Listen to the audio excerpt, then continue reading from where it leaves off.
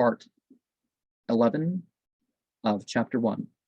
A certain Sheikh Hajjaj, a disciple of Baha'u'llah and one of God's elect, not known to the herd of mankind, quitted the college after the decease of his teacher, and he betook himself to his former trade of a weaver therewith.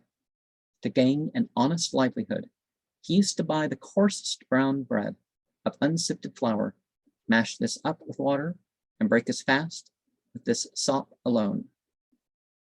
Well, sometimes that's just healthier, right? All the rest of his earnings he saved up until they would reach to 200 or 300 piastres.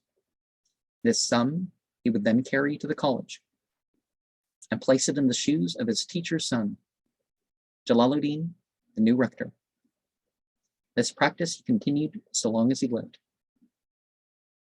At his death, a professional washer was appointed to perform the last ablution for Sheikh Hajjaj. In the execution of his office, the washer was about to touch the privates of the deceased when the defunct seized his hand with so strong a grip as to make him scream with pain and fright. The friends came to rescue him, but they were unable to release the imprisoned hand. They therefore sent word to Jalaluddin of what had occurred. He came and saw.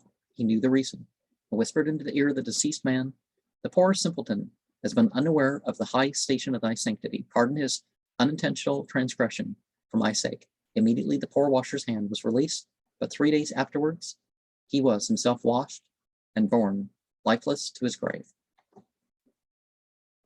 And while even the dead body, you got to be careful.